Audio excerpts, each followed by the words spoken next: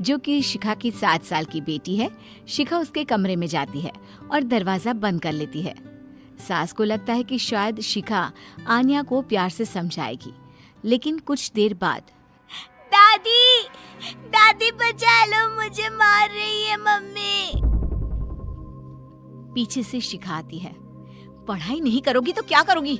लोगों के घर पर बर्तन धोगी हैं? शिखा, क्या बकवास कर रही हो? दादी मैं पढ़ लूंगी, बस मम्मी को बोलो मुझे इतना ना मारे। शिखा, मैंने सोचा था तुम माँ हो, बच्चे को प्यार से समझाओगी, लेकिन नहीं, रहने दो तुम। कुछ दिनों के बाद शिखा सास के पास आती है। माँ, मैं सोच रही थी कि कुछ दिनों के लिए मैं आन्या के साथ वक्त बिताऊं। वो क्या है ना, लास्ट टाइम मैंने उसको मारा था तो तब से वो। सास शिखा की बात पर खुश हो जाती है।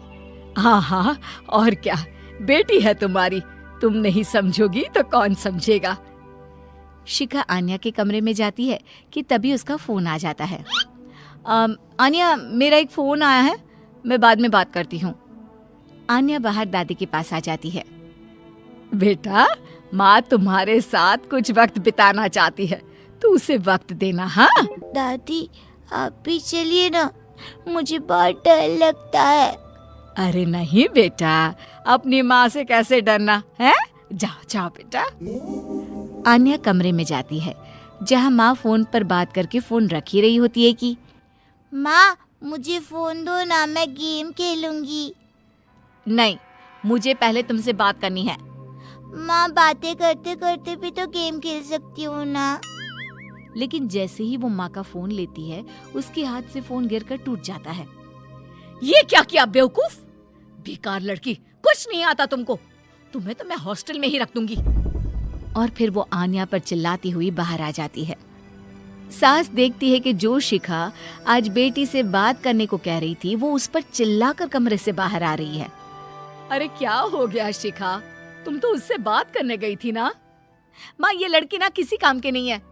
अरे मैं तो इसके साथ बैठकर बात करना चाह रही थी, इसने मेरा फोन ही पटक दिया। तो शुक्र है कि फोन को कुछ नहीं हुआ, 50,000 का फोन है। अरे जब फोन को कुछ हुआ नहीं है तो बेटी के साथ कुछ पल आराम से बिता देती। मेरा मूड ऑफ हो गया है, बाद में बात करूंगी, मैं सोने जा रही हूँ। सास को शिखा की बात अच्छी नहीं लगती, पर क्या करती।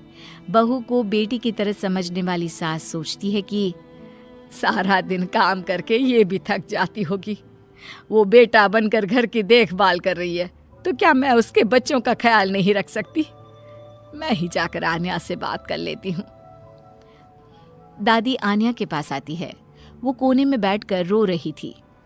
ले, मेरी गुड़िया रानी को क्या हो गया? देखो शाम हो रही है, चलो पार्क में चले क्या घूमने? नहीं दादी, मैं कहीं नहीं जाऊंगी। मेरा चेहरा देखो कितना पीला पड़ रहा है, सब पूछेंगे क्या हो गया तो क्या कहूंगी। ये बात तो है। अरे कोई ना, मैं हूँ ना मेरी गुड़िया के पीछे से जवाब देने वाली।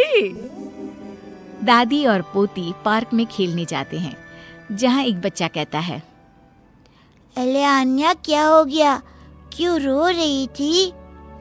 आन्या कुछ बोलती इससे पहले ही दादी कहती है, अरे आन्या ने रामायण देखी है ना, जिसमें रावण माता सीता का हरण करके उसे ले जाता है, बस वही देखकर रोने लगी मेरी गुड़िया।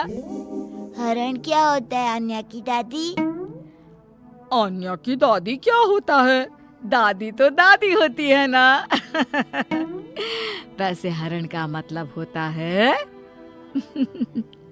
फिर क्या, दादी सभी बच्चों को रामायण के किस्से सुनाने लगती है। सभी दादी को घेर लेते हैं। आन्या को अपनी दादी को देखकर काफी फक्र महसूस होता है। आज तो पार्क में मजा ही आ गया दादी। दादी आप मुझे छोड़कर कहीं मत जाना, वरना मम्मी तो मुझे। नहीं बेटा, ऑफिस के काम से मम्मी परेशान हो जाती है, और आपको तो पता है जिसे हम सबसे ज्यादा प्यार करते हैं उसी से ज्यादा नाराज भी तो होते हैं ना। दादी पूरी कोशिश करती कि आन्या का कोमल मन माँ से प्यार करे। फिर एक रोज, अरे शिखा, वो क्या है ना, तुझे तो पता है मेरी अंग्रेजी थोड़ी कमजोर है। सोच रही थी आन्या की कोई ट्यूशन लगवा देते हैं।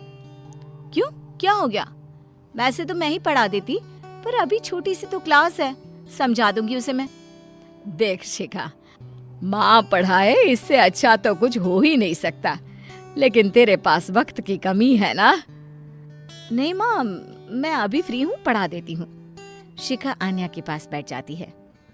क्या हो गया? आप मेरे पास कैसे? कुछ चाहिए क्या?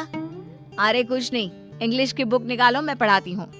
और बेटा, मैं आपकी गलती हो तो ही डांटती हूँ ना।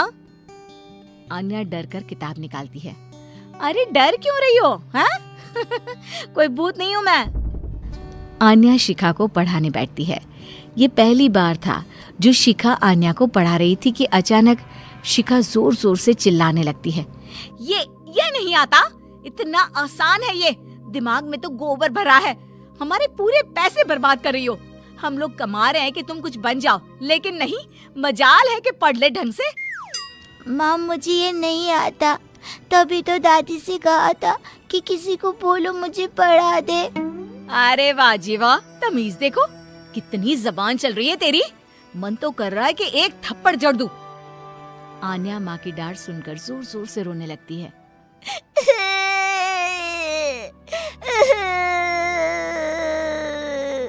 अरे अरे, क्या हो गया?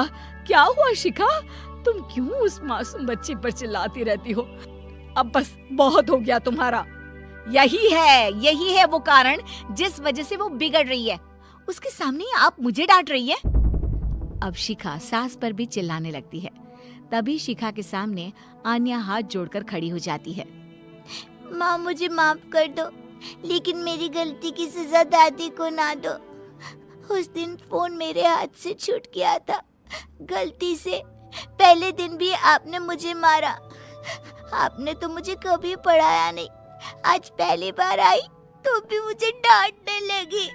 चुप हो जा आन्या, तेरी माँ है वो, कितनी बड़ी है तुझसे। तो क्या हो गया, बड़ी है, लेकिन पता नहीं कि बच्चों और बड़ों के साथ कैसा व्यवहार करना चाहिए। माँ, हम कम पैसों में गुजारा कर सकते हैं, लेकिन आपके बिना नहीं, हमें आप चाहिए माँ। छोटी सी आन्या की बात सुनकर शिखा की आंख में आंसू आ जाते हैं। उसे रियलाइज होता है कि उसने कैसे आन्या को परेशान किया है। मुझे माफ कर दो तुम दोनों। माँ, आपने मुझे हमेशा बेटी समझा, लेकिन मैं अच्छी माँ नहीं बन पाई। अरे नहीं नहीं बेटा, ऐसा नहीं कहते। देखो, ऐसी बात है कि जब जागो